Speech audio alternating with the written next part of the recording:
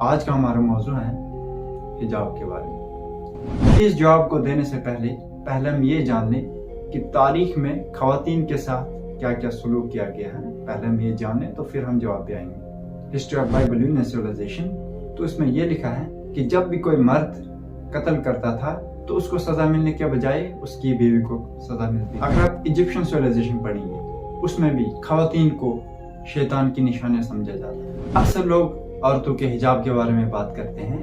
اللہ سبحانہ و تعالیٰ پہلے مرد کے حجاب کے بارے میں بات کرتے ہیں، پھر عورت کے حجاب کے بارے میں بات کرتے ہیں، اور حجاب کے 6 فرائض ہیں۔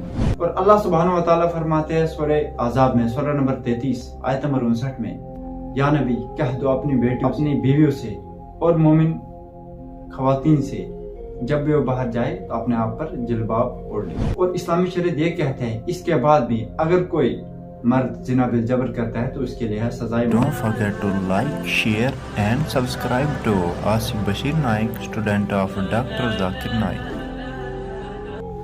الحمدللہ والصلاة والسلام علی رسول اللہ وعلی آلہ وصحبہ اجمعین، اما بعد، اعوذ باللہ من الشیطان الرجیم، بسم اللہ الرحمن الرحیم۔ ومن احسن قولا ممن دعا الی اللہ وعمل صالحا وقال اننی من المسلمین۔ میں آپ کا اسلامک طریقے سے خیر مقدم کرتا ہوں۔ السلام علیکم ورحمۃ اللہ وبرکاتہ۔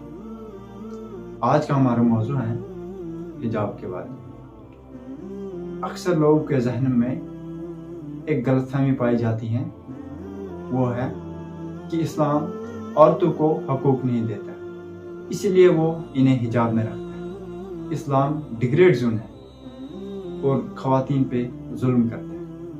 اس جواب کو دینے سے پہلے ہم یہ جان لیں کہ تاریخ میں خواتین کے ساتھ کیا کیا سلوک کیا گیا ہے۔ پہلے ہم یہ جان لیں تو پھر ہم جواب پہ آئیں گے۔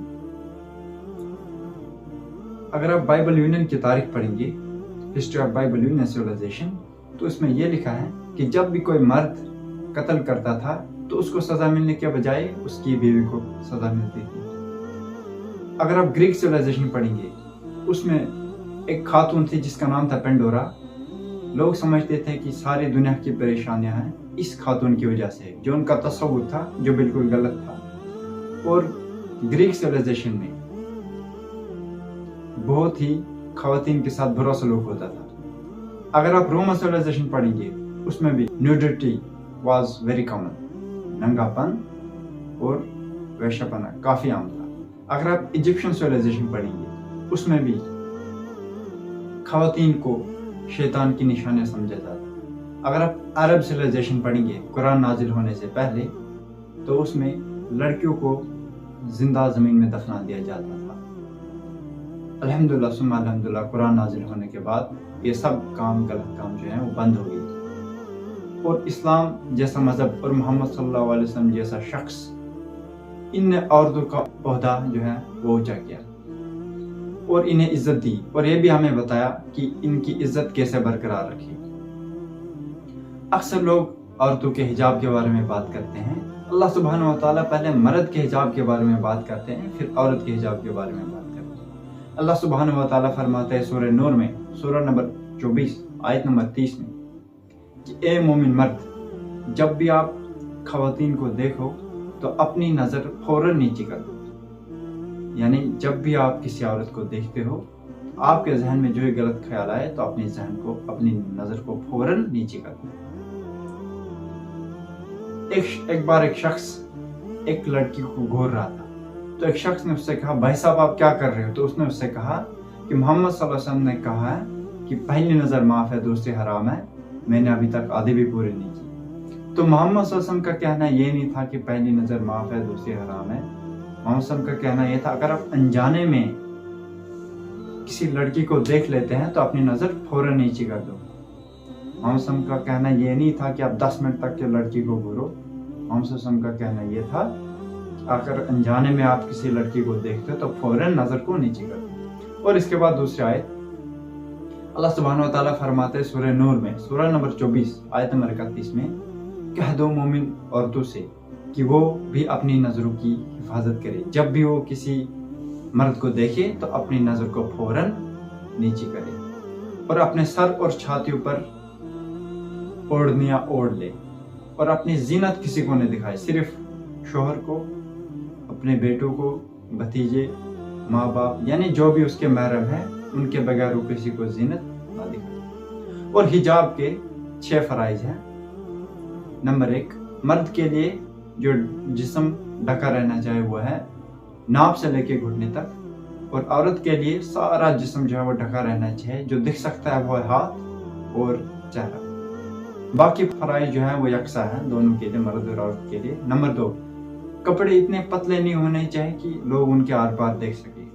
नंबर 3, कपड़े इतने चुस्त नहीं होने चाहिए कि उसका ढांचा दिख सके। नंबर 4, कपड़े इतने भड़कीले नहीं होने चाहिए कि दूसरे जिन्स को मुतासिर कर सके। नंबर 5, कपड़े इतने गैर जिन्स के न पहने, यानी औरत मर्द का कपड़ा न पहने और मर्द औरत का कपड़ा न पहने। और नंबर 6, किसी गैर मजहब के कपड़े न पहने, यानी जो उसकी मजहब की निशानी हो। तो ये फराइज थे हिजाब के। और अल्लाह सुब्हानहू व तआला फरमाते हैं सूरह अहज़ाब में, सूरह नंबर 33 आयत नंबर 59 में, या नबी कह दो अपनी बेटियों से और अपनी बीवियों से और मोमिन खवातीन से जब भी वो बाहर जाए तो अपने आप पर जिलबाब ओढ़ ले, ताकि लोग उन्हें पहचान सके और परेशान न करें। मिसाल के तौर पर अगर दिल्ली की एक सड़क में 2 बहनें चल रही हैं जो बराबर खूबसूरत हैं, यकसा हैं, और एक ने इस्लामिक लिबास पहना है और दूसरी ने जो है मगरिबी लिबास पहना है, यानी मिनी स्कर्ट्स और शॉर्ट्स। अगर एक लफंगा सड़क के किनारे बैठा है, अगर वो छेड़ेगा तो किसको छेड़ेगा?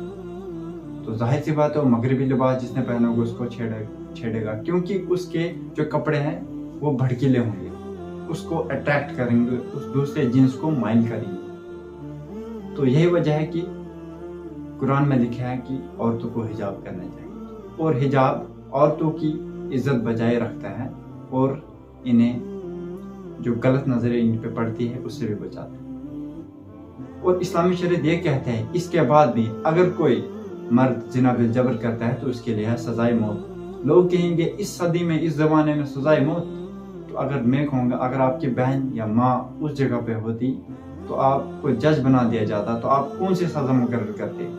तो कुछ लोग कहेंगे हम उसे कत्ल कर देते, कुछ लोग तो ये भी कहेंगे हम उसे तड़फा कर मारते। तो जब आपकी बहन का सवाल होता है तो आप उसको मारेंगे, जब दूसरों की बहन का सवाल होता है तो आप कहेंगे कि नया ज़माना है, ये बेहतर ज़माना है, बेहतर मज़हब है। तो ये डबल स्टैंडर्ड नहीं होने चाहिए। अगर तमाम बहनें हिजाब करें तो इंशाअल्लाह ये गलत काम बंद हो जाएगा। वाखिरु दावाना अनिल हम्दुलिल्लाहि रब्बिल आलमीन।